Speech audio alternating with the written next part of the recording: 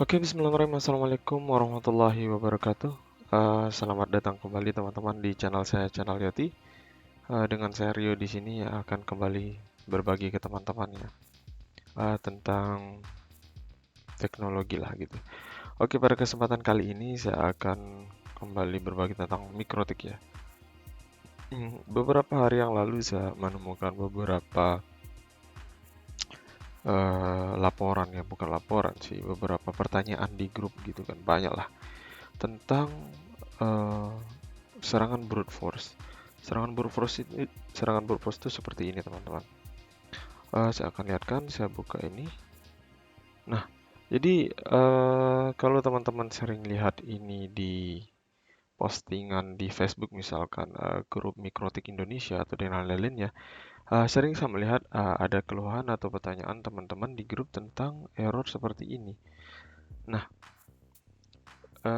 ini sebenarnya bukan error biasa ya teman-teman. Hal ini perlu diantisipasi. Karena ini merupakan eh, serangan brute force gitu. Jadi di sini saya sudah tulis di di blogspot saya yoti.blogspot.com. Silahkan bisa diakses linknya, nanti saya taruh di deskripsi. Pada artikel ini akan membahas tentang bagaimana cara mengamankan mikrotik dari serangan dari luar. Nah, di sini saya jelaskan juga serangan dari luar itu bisa berupa port scanning dan brute force seperti itu. Seperti yang saya jelaskan tadi juga hal ini saya buat karena di forum juga banyak yang menanyakan hal tersebut gitu, dan ternyata banyak yang nggak buat solusinya juga sih, banyak yang nggak berbagi gitulah. Jadi saya melatar belakangi hal tersebut untuk membuat video dan artikel ini. Oke, seperti yang saya tulis di sini ya, brute force itu merupakan suatu metode penyerangan sistem oleh beberapa oknum yang melakukan aksi dengan mencoba login ke sistem kita dengan password yang sudah mereka buat, atau list password, list username yang sudah mereka buat. Seperti itu teman-teman. Lebih jelasnya ada di sini.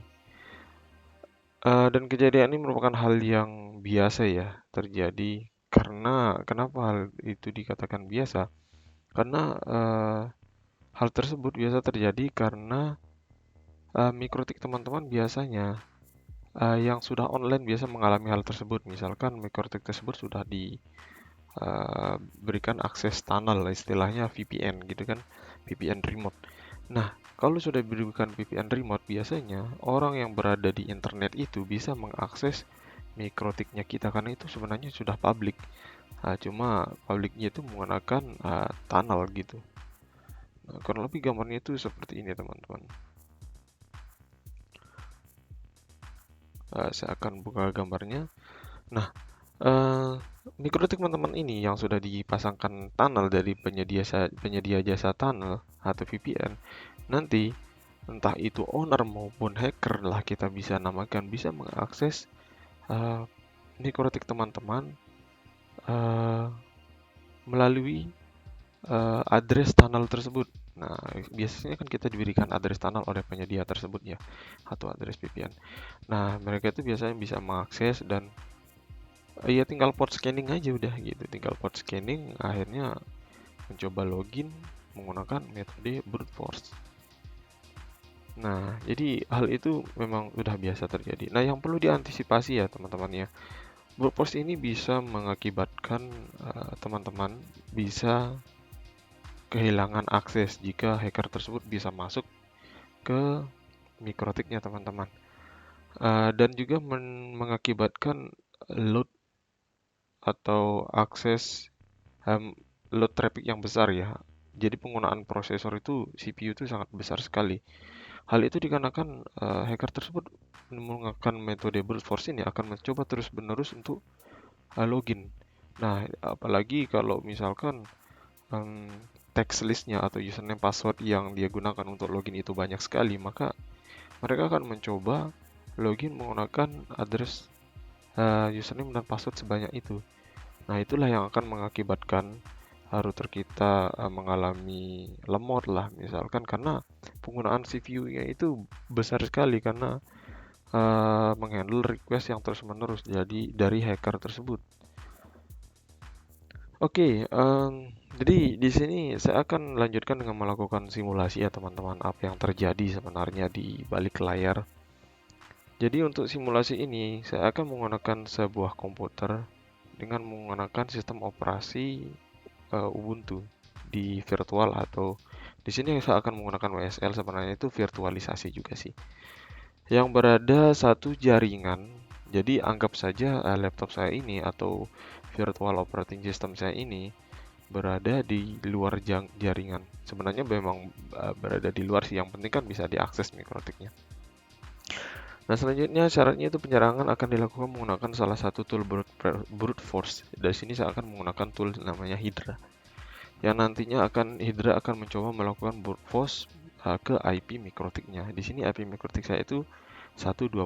Nah, selanjutnya buat sebuah file dengan nama username.txt, password.txt, lalu simpan file tersebut dan masukkan misalkan username.txt itu buat suatu username 5 atau 4, nah bebas, dan password 4 lah.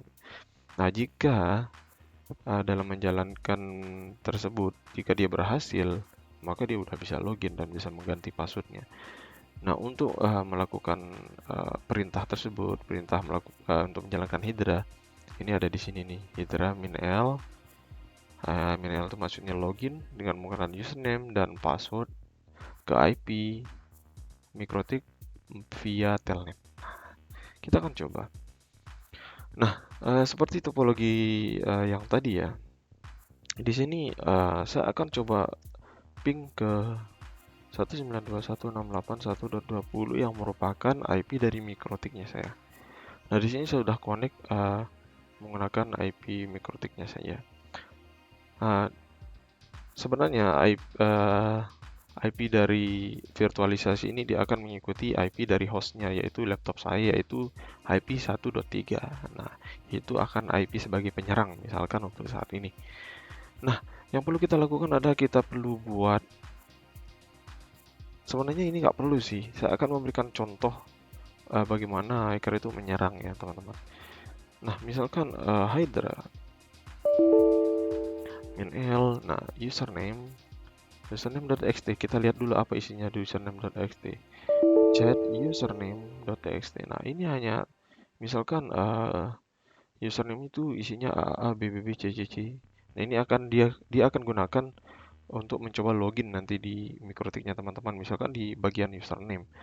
Nah, saya akan coba misalkan Hydra -l username.txt -p -p ini passwordnya itu dari password.txt dan melalui IP 192.168.1.20 via telnet.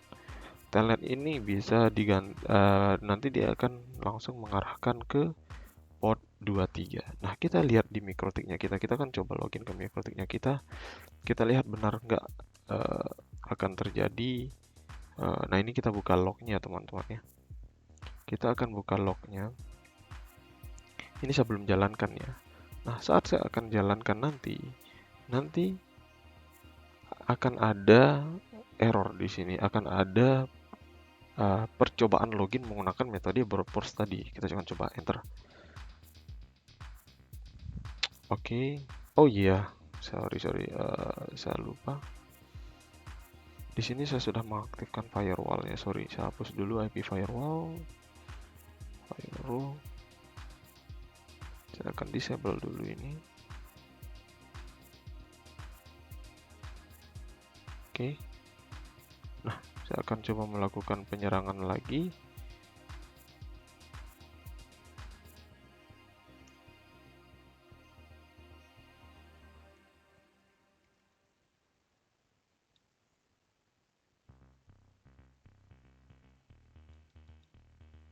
Nah, ini teman-teman coba lihat. Di sini hal inilah yang terjadi saat seorang hacker itu mencoba login ke mikrotiknya kita.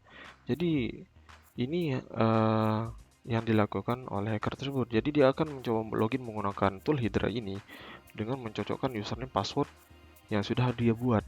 Nah, misalkan kita buat username passwordnya coba IP sistem, misalkan sistem user. Nah, misalkan saya buat suatu username, misalkan namanya itu coba dan passwordnya coba, misalkan passwordnya coba 123 coba 123. Kita beri dia akses ya full lah, misalkan jangan read aja deh. Oke. Nah, misalkan kita ganti di sini nano username. Di sini kita coba kita tambahkan username coba, kita simpan, dan nano password coba 123. Nah, kita lihat. Kita akan coba brute force lagi ya. Kita coba login lagi.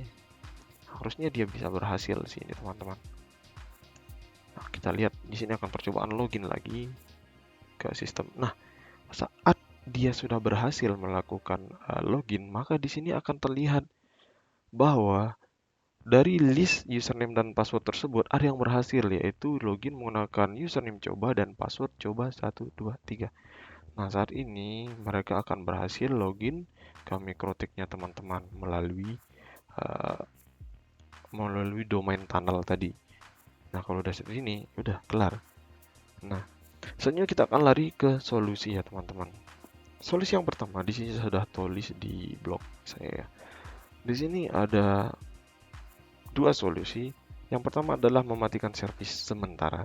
Jadi mematikan servis sementara merupakan langkah yang lumayan cepat. Ya, cepatlah langkah tercepat untuk menangani hal tersebut.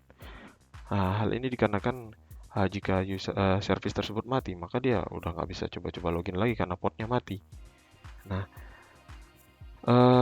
jika suatu saat misalkan mau mengakses MikroTik lagi dengan menggunakan port tersebut, misalkan 22 dan 3 atau SSH atau Telnet, ya silahkan diaktifkan lagi. Nah, kita coba deh. Kita akan coba Nmap.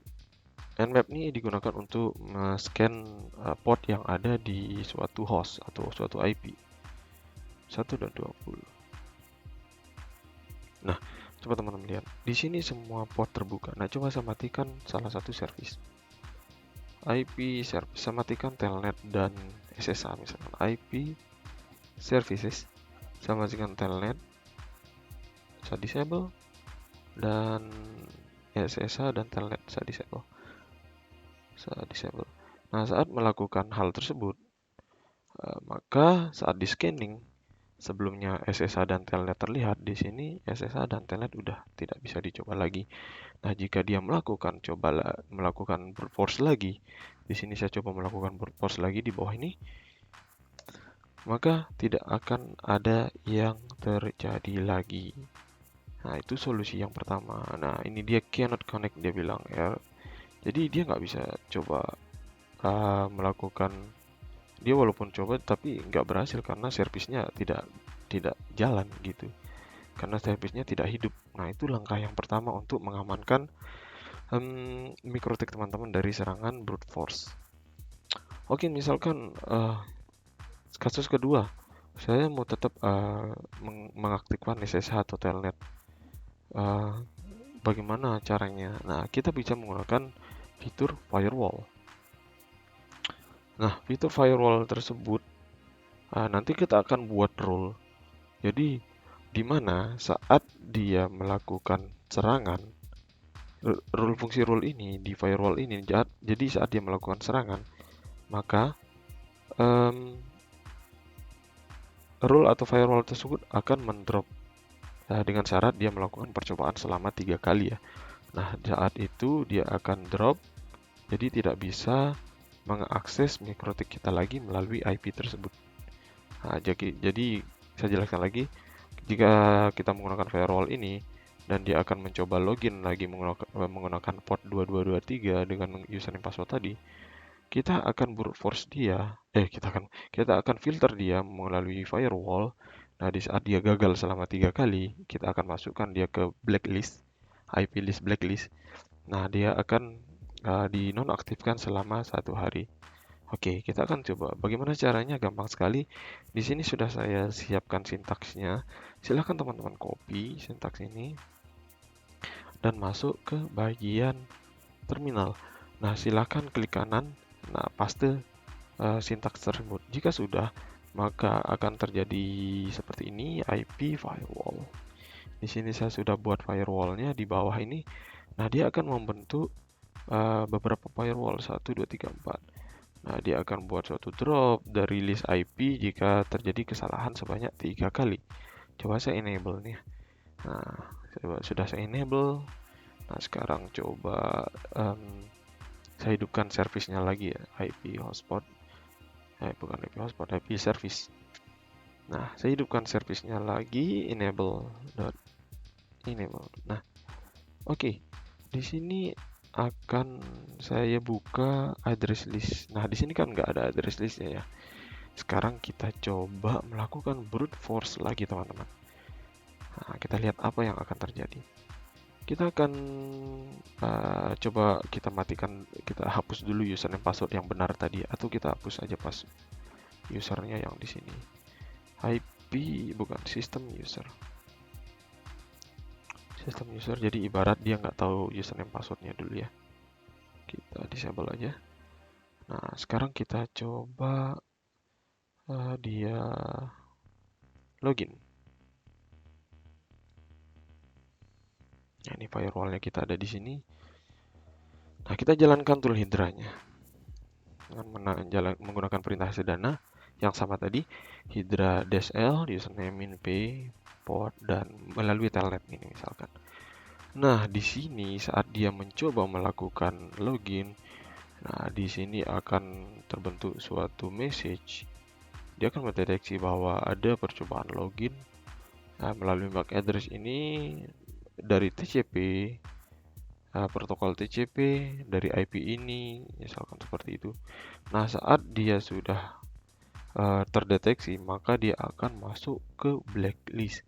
Jadi, selanjutnya dia akan tidak bisa melakukan percobaan login lagi ke mikrotiknya kita selama 1 kali 24 jam. Itu bisa diedit sih, teman-teman. Timeoutnya bisa diedit, entah itu sebulan, setahun, bebas. Oke, kurang lebih seperti itu sih dari saya.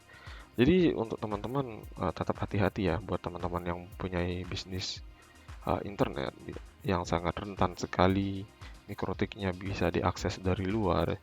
Saya sarankan minimal implementasi salah satu lah gitu, atau ya salah satu lah dipilih, entah itu cara yang satu atau cara yang kedua yang ada di blog saya ini. Oke, cukup sekian sih dari saya. Di sini nanti saya akan coba tambah tutorial lagi, misalkan tentang bagaimana menghandle suatu flooding gitu, atau dari menghandle brute force via portnya mikrotik 8729. Nanti saya akan jelaskan di video selanjutnya dan di artikel selanjutnya, teman-teman. Bila kurang jelas, silahkan taruh pertanyaan di kolom komentar atau di komentar di blog ini. Jangan lupa di like, komen, subscribe, dan share ke teman-teman agar terutama teman-teman yang memiliki bisnis di internet ya, dan menggunakan bandwidth management lah. Silakan share ke teman-teman tersebut khususnya agar kita tetap berbisnis dengan lancar. Oke, dan saya mohon maaf juga jika ada kesalahan dan kekurangan dalam penjelasan video ini. Akhir kata saya ucapkan banyak terima kasih. Wabillahi taufiq wal hidayah. Assalamualaikum warahmatullahi wabarakatuh. Bye bye.